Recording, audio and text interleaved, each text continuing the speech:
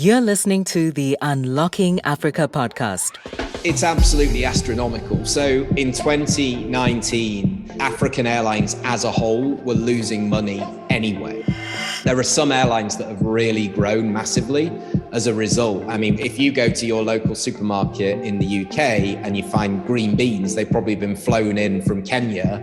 That will be Astral Aviation, who have done amazingly and grown their fleet over the last year or two. In Africa, there is still a perception that air travel is the preserve of the rich, the upper middle class.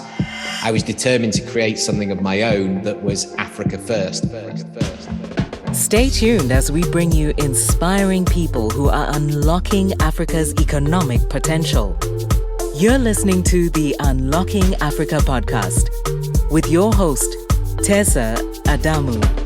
Welcome to the Unlocking Africa podcast, where we find amazing people who are doing amazing things to unlock Africa's economic potential.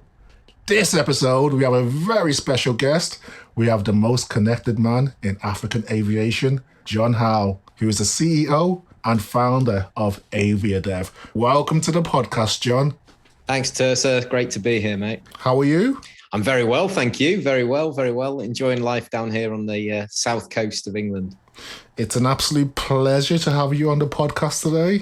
I feel like I've slightly undersold who you are. Can you tell us a little bit more about who Jon Howell is?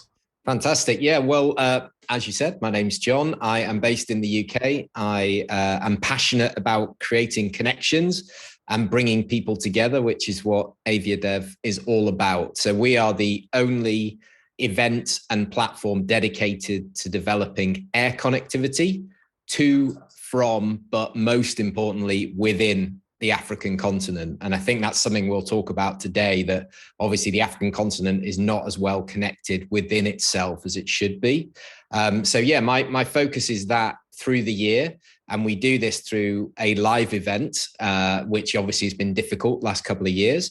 But then to supplement that, we use digital means. So lots of webinars. We have the only podcast dedicated to African aviation. We use social media and basically want to spread the word.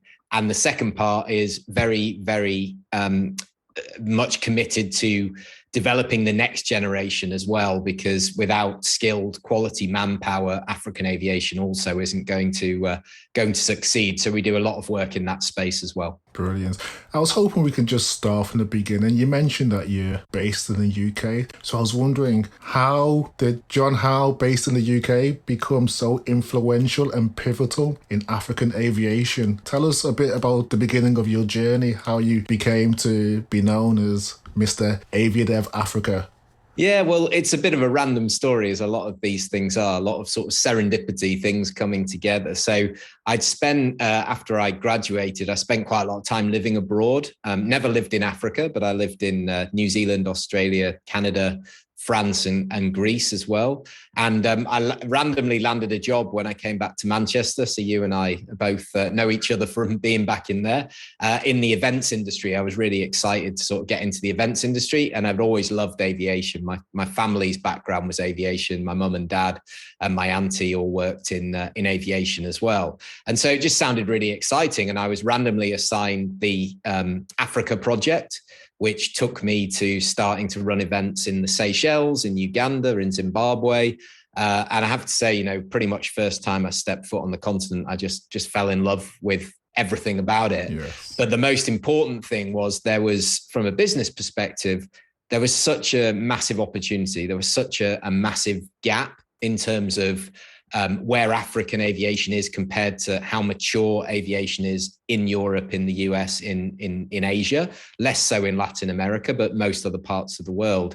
And I was determined through that experience of seeing these events put on in Africa, but being actually not very African in terms of the attendance.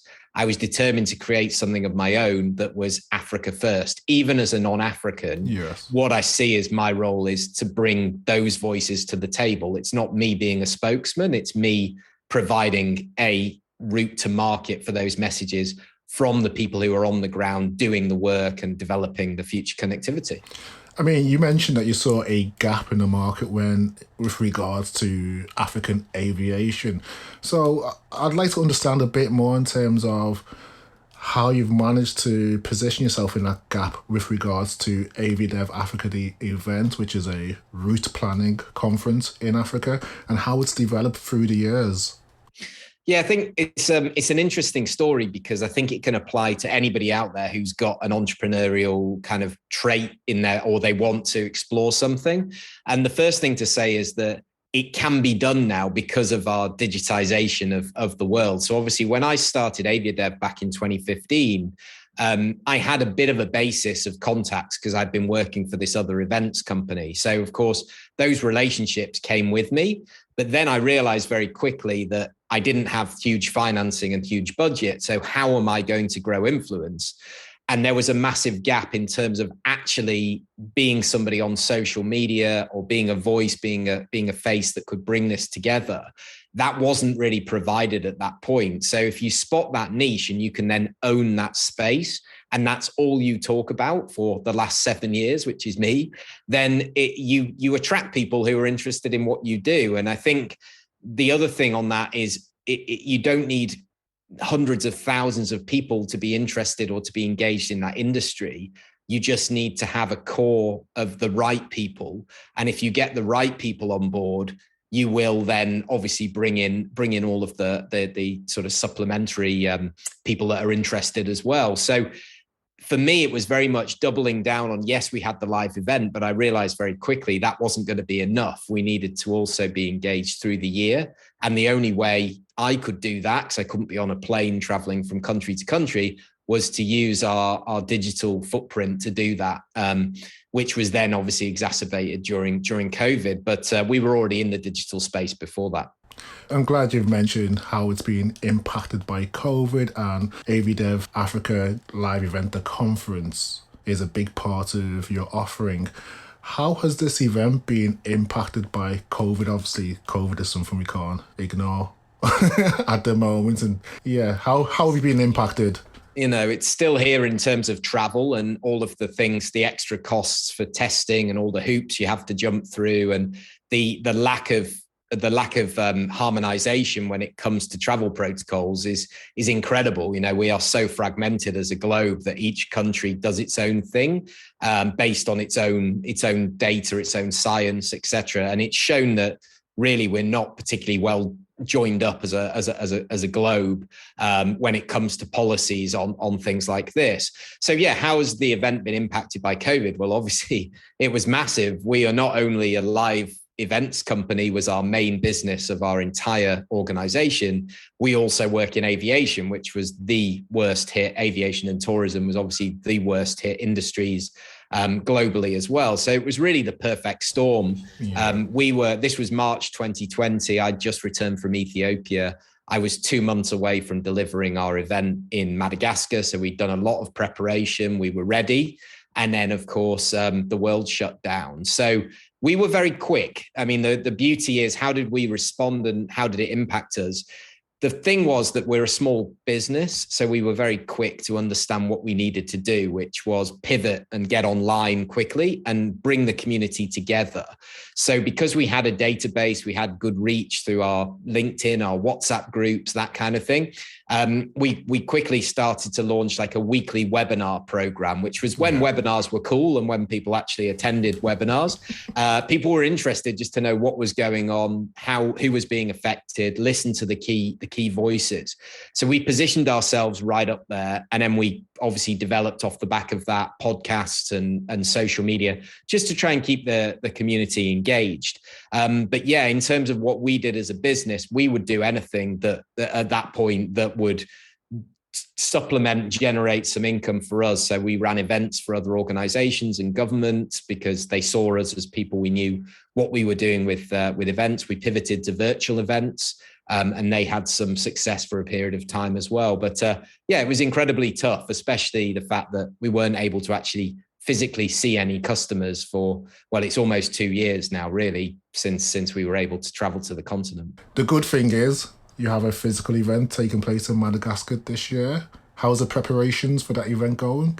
Yeah, good. We're really lucky that the partner that we had to run the event in 2020 in Madagascar is still very much with us and wants to deliver the event. So for those people who probably aren't aware, Madagascar obviously is just a gigantic island, but it also has just received some huge investment from Paris Airports, who've built a brand new terminal, and they obviously want to recoup their investment. So they want to show that this amazing treasure island is open for business. And trust me, I've been a couple of times, seen the lemurs and the chameleons and all the other amazing flora and fauna. And it's just the most incredible country. We will actually be the first ever aviation event to take place on the island. So sort of breaking new ground, which is super exciting for us as well. Oh, amazing. So yeah, the preparations are coming along. We have some issues with border closures and testing protocols that we're trying to overcome at the moment, but we're aiming all guns blazing for June this year in 22. Oh, that's fantastic to hear. So, I mean, does that signal a return to business travel in Africa? Am I just being a bit too optimistic? No, I hope not. I really hope you're not being optimistic because, I think at the end of the day, I remember people saying to me before COVID hit that, there's so many events and I'm never in the office. I'm always have to go somewhere. And I think now people would literally kill for that opportunity to be in that place. So there's a couple of really interesting things to talk about when it comes to business travel, which is first and foremost, I think that internal meetings and people traveling for internal meetings, that will probably suffer the most because, of course, we can do Zoom and Teams and whatever other, and we're very used to that now. And a company's really going to invest to fly people halfway around the world just to meet a colleague. There is value in that if you're a remote team, but maybe less often. However, the type of business travel that I believe, and from the people that I talk to, is going to be the first to recover, hopefully, is this events travel where you can meet multiple people in a short period of time in one trip, and it can be facilitated and it can be really productive. So instead of lots of individual trips to meet clients, you can go to one place, take all those meetings, and away we go. So that's what we're hoping for. Obviously, the airlines are most definitely hoping for a business travel recovery because that's where they make their money, and the people who buy the seats at the front of the plane that spend a fortune on those, or I say the companies that do that. So I do think that once the doors open, there will be a bit of a flood because we're all craving human interaction and we're all craving shared experience. Yeah, you touched upon the impact to business travel. So I was wondering if we can kind of home in a little. From your experience, what have you seen as the direct impact of COVID on the African aviation industry?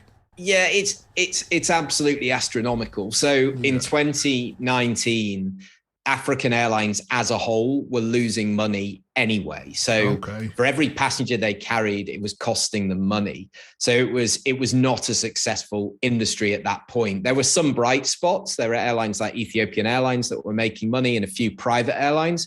But generally speaking, the environment was not particularly robust. So when you then add on COVID to this, to give you an idea, 2020, the African airlines lost about $10 billion cumulatively. Wow.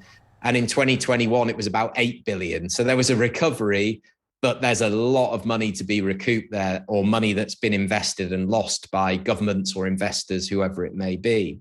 So, I think that's a really important point to make, is just how bad things are. And what does then the recovery look like?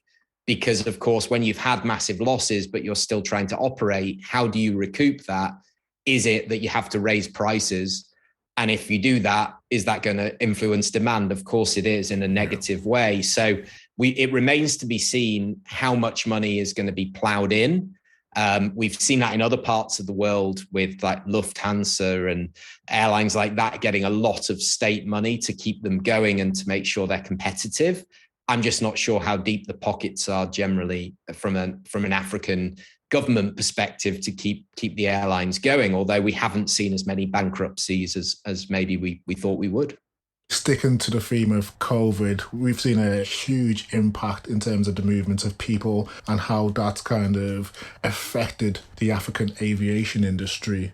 Have you seen the same level of impact with the movements of, say, goods, products by cargo? Has that increased it? Has it affected the bottom line of these aviation companies? Well, this is the bright spot. Okay. So what you found that cargo very quickly, there were certain airlines that actually converted planes took the seats out and turned them into freighters, or put boxes on the seats and flew them with no passengers. Ethiopian, again, were great at doing this early on, bringing PPE in from China. And it was a very lucrative business. And for some of them who didn't have a cargo division or a big focus on that, it was a big departure. There are some airlines that have really grown massively as a result. I mean, if you go to your local supermarket in the UK and you find green beans, they've probably been flown in from Kenya, and that will be Astral Aviation, who have done amazingly and grown their fleet over the last year or two. So, I think the other thing to remember is just imagine what the world would look like without this cargo capacity and this transport, because of course they brought the vaccines, they brought the PPE to where they're needed. They did a lot of the last mile delivery as well, with the smaller aircraft. So it was really a bit of a saving grace. But again, to give you a few numbers, it's about a third up since 2019 in terms of capacity available from cargo, because airlines have pivoted and gone, we need to make this a core part of our business. And the load factor, so how full the cargo aircraft are, is up about 10% from pre-pandemic. So if you're getting into a business, or you were a cargo only operator going into COVID in Africa, you've had a really good couple of years. You are the bright star amongst a pretty difficult situation that we're looking at.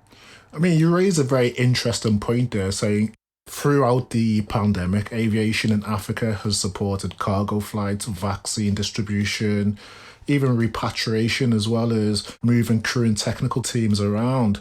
Do you think this has slightly changed people's perceptions of the importance of aviation in Africa, and how? I think this remains to be seen, because when you talk about people, who are we talking about? Ultimately, I guess we're talking about governments often, it's often a message that's delivered at our conferences and other conferences, which is, in Africa, there is still a perception that air travel is the preserve of the rich, the upper middle class. That depends on the country that you live in and what's available to you. But that's definitely an issue. And the question there is that if governments see aviation as a soft touch, as a great place to increase taxation, that's going to make a huge difference. So I think we'll know how they view it because of how they treat the industry as we recover. If they treat it by saying, wow, you've had a bad time, how can we help you? Then great, they understand the importance. If they turn around and say, how can we tax you more? You're only handicapping their growth, and that's going to affect everything in Africa in terms of tourism, trade, people visiting friends and relatives, and ultimately the cost of a flight. So I really hope that they have understood the value now. People in the general community, but also governments, say, wow, imagine what this world would look like and what our country would look like without the air connectivity that we've obviously had, and that cargo that's been brought in, and the fact that we've been able to connect people, etc., through this time. So I think it remains to be seen. The jury is out, Tirsa, I'm afraid. I like that. So you touched upon basically some of the challenges or friction points that can be encountered between government and aviation companies. What are some of the other challenges that you think aviation companies in Africa face at the moment?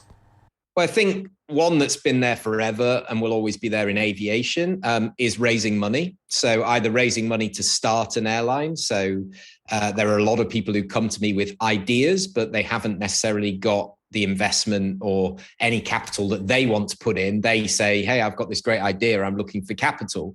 And it's a very capital intensive business with a very small profit margin. Yes. Richard Branson said, if you want to become a millionaire, the best way is to start with $1 billion and then start an airline. And before you know it, you'll become a millionaire. So, it's a great quote, and it's very, very true that the profit margins generally are razor thin. And that's a big challenge then when you go to a financing institution and say, hey, I'd like some money to start an airline. Another reason behind that is, of course, there have been a historic list of failures, both national airlines and private airlines that have swallowed money and not been successful. So raising money is a big, big issue. The other big issue is geopolitical, is protectionism as well, where government-owned airlines may get preferable treatment or obviously more money provided to them because they're a state entity at the end of the day. And that can create a lot of issues for a private carrier in the same market that then can feel sort of undermined or forced out because, of course, preferential treatment. So things like that are particular issues that are facing everything at the moment. It's a really tough environment. There's loads of challenges, and we try to focus on where are the opportunities rather than where are the challenges. But there are some interesting things like the single African air transport market and the continental free trade area, which I know you've talked about on the podcast before, that show that there is a path forward. Okay, I'm glad you've mentioned the African Continental Free Trade Agreement. Obviously, you've detailed quite concisely the challenges that could face the African aviation industry or companies. What opportunities or impact do you believe that AfCFTA will have on the African aviation industry? I think, again, it's such an exciting project on paper, but it's about implementation. So funnily enough, almost 4 years to the day, I was at the African Union for the signing of the SATAM, which is the single African air transport market. Yeah. And the reason I bring that up at the same time as AfCFTA is that they are some of the main pillars of the Agenda 2063 of the African Union. Yes. So they are looking to obviously have free trade, free movement of people through uni visas and facilitation of being allowed to travel without cost, and also free movement from the airline perspective of them being able to fly wherever they wish. I think that ultimately the impact of any of those three different initiatives will only be fully realized if all three are implemented. So if you have free trade, but you are then restricted as an airline where you can fly in, which countries you can fly to, you are being restricted. If you have free trade between a country, but there is a visa fee or a processing system you have to go through to get from one country to another to enable you to trade, that's going to have an issue as well, because we know that a lot of people who trade in Africa, it's literally the individual is the trader rather than just necessarily shipping things from one country to another. So I think the three need to come together, and then you have a massive opportunity. We've seen the benefit of having something that's pan-continental, like ASEAN was the agreement in Asia. There's the European Union open skies from an aviation perspective, allowing airlines to fly wherever they want within the EU, whether they're domiciled in that country or not. And that's what we need in Africa, because what it will then do is open the playing field, and you'll have free market economics, free market forces determining who are the winners and who are the losers, and politics will move to the back. The interesting part about me saying that is that politics is the thing that needs to push this through. Yes. So, they're going to push it through to then potentially remove the politics. And that is probably where there's a lot of sort of an issue. There is definitely progress in terms of that. And I'm super excited about the progress that's been made with AfCFTA already. There's a lot of work going into the SATAM as well, into the open skies. But we're now 32 years since the first Open Skies Agreement was signed in 1988. And we are 4 years into the latest iteration, and we still haven't got anywhere like really, really concrete with it. So will it ever happen? Good question. I'm not sure. So with these new agreements, from your perspective or point of view, do you believe you'll see improvements to aviation infrastructure, consistency in fees, and increased interconnectivity? I do, but I think it will be patchy. So again, it depends on the position of the countries and the position of the governments and all that sort of stuff. So the progressive governments and airports will realize that the only way to support recovery is not to increase charges to fly to their airport, but to actually work with the airlines to support them to start those new routes. And it's because the airline, obviously, if they get hit with an extra charge, they've got to pass that to the passenger in order to preserve some sort of profitability. And all that's going to do is depress demand because the cost of a flight is going to increase. There are some amazing infrastructure projects like those that are happening in Madagascar with the new airport that's now built. But raising finance and betting on the aviation sector could go either way. I think that if there is going to be this investment in infrastructure, it probably isn't going to come from governments. It's going to come from private public partnerships or some sort of private investment on its own. But hoping, linking back to the point you made earlier, that governments now see the value that aviation is bringing to their economy and the value it needs to bring in order to allow them to recover from the crisis. I mean, leading on from that, if we kind of stick to the theme of interconnectivity, from a personal point of view, something that's always kind of confused me is that at one point in time, to get to most African cities, you have to connect from Dubai. Why is that? Why couldn't we connect from another major African city? Yeah, it's a great question, and it's always at any conference or any interview that we go to, the first person who stands up says, "Let me tell you about how I got here. I came from Dakar and I had to fly to Paris to get to Bamako," or whatever it may be. And it's a really important point, because can you imagine in Europe going, I'm flying from London to Belgium, and you had to go through Casablanca in Morocco to get there. It's not sustainable from an environmental perspective. It's going to cost you more money. It's massively inconvenient to doing business. So that's what AviaDev is all about, is trying to increase that intra-African connectivity so you don't have to go out. But in order to do that, we need strong hubs in Africa. So we need centers where you can come in and then be sent out, and there's multiple waves of flights in and out. And the one that overtook Dubai actually only a couple of years ago, up until that point, Dubai was the main connecting point for intra-African flights. That's crazy, but it was true. It's now Addis in Ethiopia. Ethiopia have really done a great job of connecting Africa and flying to pretty much all the destinations. And they're, of course, the biggest airline in Africa as well. So, there are airlines addressing the issue with investment in newer aircraft, larger aircraft as well, that are offering them different opportunities in terms of where they fly. So there are airlines like Air Senegal, Air Peace, Air Tanzania, Uganda Airlines. They're all buying new aircraft, and they're trying out new markets as well, which is quite exciting. And of course, Ethiopian as well. Another reason why they can't do it is because of what I said before. They don't have the right to fly from this country to that country. They have to go through a third party, or they have to use a different carrier. And this all comes down to that conversation around traffic rights, and it becomes very legal and very complicated.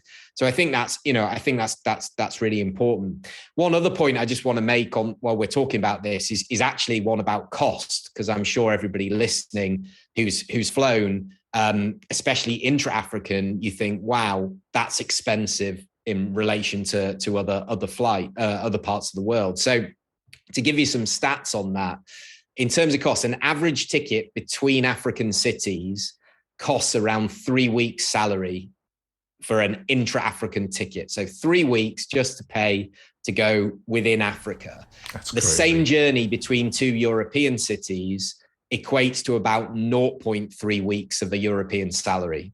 So it's 10 times more expensive than it would be to take an internal flight in Europe, to take an internal flight in Africa in real terms. That's a huge gap to bridge. And if you look at this in terms of international, it's 7 weeks average salary for an international return flight in Africa versus zero point 0.7 for a European to rest of the world ticket. So again, 10 times more. And this is an average. These are statistics from IATA as well, but it just illustrates the point that if we need to get that down, we need to make sure that it's more affordable.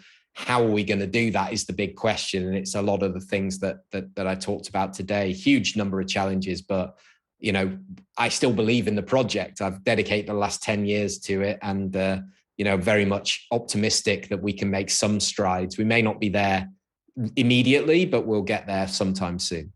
So during your 10 years of working in African aviation, have you seen the cost of flying come down? Has it stayed the same? Has it got more expensive? So it's actually, I would say, come down, but that's because I'm flying in and out of, I'm not doing a lot of intra-African. I will go in from the UK, and you have options. So you can fly with Ethiopian and connect in Addis, or you can go to Dubai, or you can go to Abu Dhabi or Turkey or Qatar. So often there are more options now. And of course, as I was saying before, the airlines have been under pressure to actually reduce and compete with each other.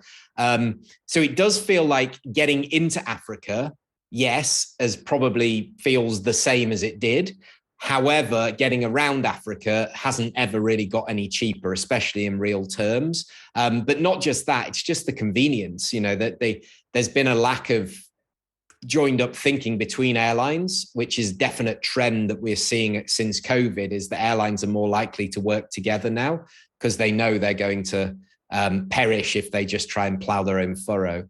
My previous question I mentioned in terms of why was it when flying into Africa, majority of the time you had to connect via Dubai. So intra-Africa travel, on occasions flying from one African country to another, you've had to leave the continent. I mean, that's quite mind-boggling. Why is that? Yeah, it comes back to the same sort of thing. So what we call in Europe point-to-point flights, which is I want to go from London to Lithuania and you want to fly from A to B. Often you might not have to do that. You have to go through a hub airport like Frankfurt. So you're London, Frankfurt, Lithuania, or whatever it may be. So we don't have strong enough hubs in Africa, and that's because we don't necessarily have strong enough airlines, with the exception of there's Cairo in the north is quite a big airport. There's Addis and there's Johannesburg. In West Africa, there's definitely an issue in terms of there's lots of countries that are fighting to have a hub and have a strong carrier. And there are more options than there ever have been before, but it's still quite patchy and they're not working together closely enough. So it comes back to that point I was saying before, that maybe you don't want your neighbor's airline coming in and flying because you want to control that traffic. You don't want them coming in every day and seeing, a Ghanaian flag on the tail, taking people back from Nigeria to Ghana. You would rather that they weren't allowed to do that. And it was a Nigerian carrier doing that, which can be done. You just have to create some reciprocal agreements. So it's a bit of everything. It's geopolitics, but it's also just a lack of strong airlines, a lack of strong hubs on the continent. But again, what an opportunity, not just for one of these, but for multiple to exist and work with each other, because the population is huge. That's the thing with Africa. There's only one way to get around it at the moment until Elon Musk develops his Hyperloop in Africa. I think, it's landlocked. It has a lack of suitable alternative infrastructure and it's massive. So how do you connect cities? You're going to have to fly if you want to get from A to B. And we're not doing enough of it in terms of that connectivity. And that obviously leads on to that conversation about sustainability, which is very important. But I would say that if you fill the aircraft rather than flying half empty ones, then you're doing something there. And then, of course, if you can increase the value of trade, et cetera, you can invest more into renewable energy and everything starts to kind of self-fulfill in that respect. But that's probably another conversation. Definitely. So do you believe the increase of intra-Africa trade or increase intra-Africa travel? Yeah, I think the two things, go hand in hand, and it's super, super important that they both work together and these things are developing. It feels to me like the AfCFTA is going first. And then I'm still not sure who's leading the process to allow us to travel through Africa without a visa. I know that within certain economic blocks like ECOWAS, you can travel visa-free within ECOWAS. But of course, we need to do that in SADC. You need to be doing that in EAC as well. And you need to really be focused on doing that first and then bringing all of those together. It's ridiculous that I can go to South Africa as a non-African and walk in and get a visa without paying a penny, whereas somebody with a Nigerian passport has to apply and pay and jump through all these hoops. It doesn't seem to make sense to me if we're trying to create something that is Africa-centric. I think it should be the same for both. Yes, definitely. Free movement of goods and people. Yep. 100%. Absolutely. From where you're standing or sitting right now in terms of the future of Africa, where do you see Africa in 5 years' time from an aviation perspective? Yeah, I wish I had a crystal ball. I wish I did. You'd be rich. So what I'm hoping to see is I'd like to see more private airlines offering competition, and private airlines that come to market without the ambition of, I'm going to start today and I'm going to be flying Lagos, London tomorrow, but airlines that come to the market and say, do you know what? I'm going to be humble and I'm going to fly a lot of flights with a smaller aircraft, either domestically or regionally. That's where the opportunity is, where these unserved markets are. So I think that would be really exciting. And then what I would then like to see is more partnerships. So we've seen a lot of partnerships be created either just because of COVID or they were already coming. But that's really encouraging that airlines are now actually saying, do you know what? I'll sell your tickets because you provide that bit of the journey, and in return you sell my tickets, and we're all working together. So that's what I'd really like to hope.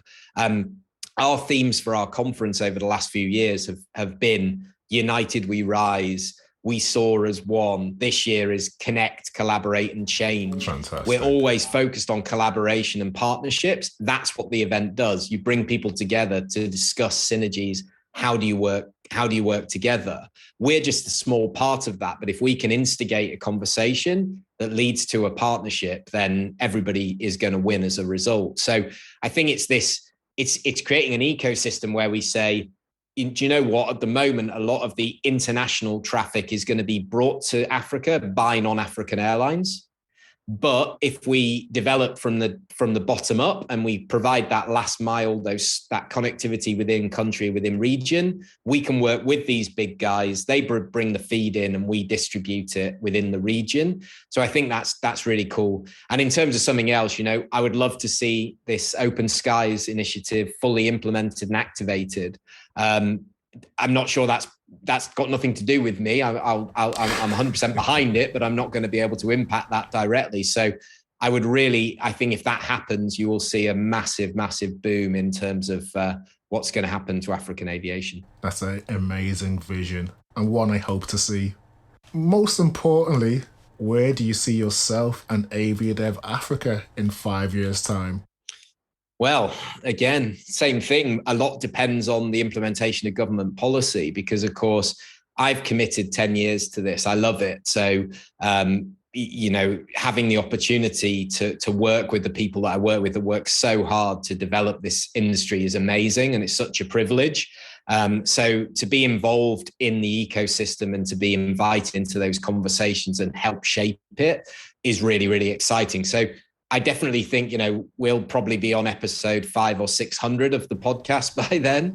A lot of it, obviously, as I say, does depend on the open skies. That's what happened in Europe. When you removed restrictions where airlines could fly to, suddenly you had competition. And that's what Aviadev is built for. It's a marketplace where airports and airlines can come together and say, do you know what? I might be a South African airline, but I think there's a route opportunity between Nigeria and Benin. I'm going to fly that. You'd be allowed to do that under SATAM. There's no way you can do that at the moment. So the more competition that comes in, the better it is for our ecosystem, but ultimately the better it is for the economic development of the continent itself. And that's what I want to see is more jobs, a sustainable sector that delivers profits, but also is creating massive, massive economic investment, sustainable investment, but in those regions of Africa that need to be explored both from a business perspective and a tourism perspective. So yeah, super excited to be there, because it's the only place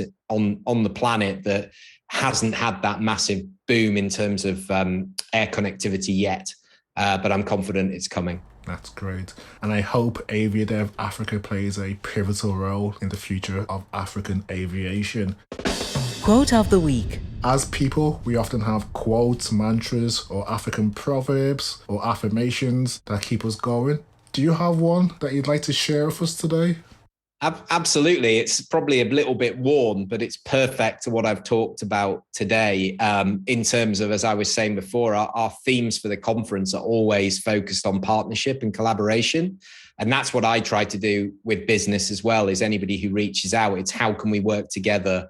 How can we support and have that kind of cooperation rather than competition? So for me, it's very simple. It's if you want to go fast, go alone. If you want to go far, go together. It's very much used for many different purposes, but for me, its simplicity is what makes it amazing. So I love that, and I think that we live by that every day. And if African aviation and Africa lives by that too, and starts to look inward, I think it has a real opportunity to obviously achieve this potential that people talk about and have talked about forever. It's the most overused word when it comes to Africa. So yeah, that's the one for me, I'm afraid. Oh, it's perfect. It's one of my favorites as well. So as we're coming to the end of our conversation, I was wondering if you have any closing remarks and final calls to action for people who might be interested in African aviation, doing business in Africa. Any closing remarks or calls to action? Yeah, well, the first thing to say is thanks to you. We've known each other for quite a while, and the work that you're doing and shining a light on different industries through this podcast is really valuable. So hopefully we've added to that kind of mix of knowledge that people are getting about the industry. If they want to connect with me, I'm very active on LinkedIn. So it's Jon Howell without an H, so Jon. You also can listen to our podcast where we interview senior figures from African aviation. That is called Aviadev Insight Africa, and it's available on Spotify and Apple and Google and wherever else. And if you are in part of the ecosystem and you're interested in coming to Madagascar in June, you can go to the Aviadev website, which is aviationdevelop.com. And that's it from me. Thank you, Jon, for flying in and joining us for this amazing episode of the Unlocking Africa podcast. And thank you as well for flying the flag for African aviation and for doing such a fantastic job. Some fantastic knowledge, insight into African aviation. It's been an absolute pleasure having you on the podcast, and hopefully we'll have you back again soon. Thank you, Jon. Thanks, Tersa. Keep soaring. You too. Take care. Thank you to everyone who has listened and stayed tuned to the podcast. If you've enjoyed this episode, please subscribe, share, or tell a friend about it. You can also rate, review us in Apple Podcasts or wherever you download your podcast. Thank you, and see you next week for the Unlocking Africa podcast.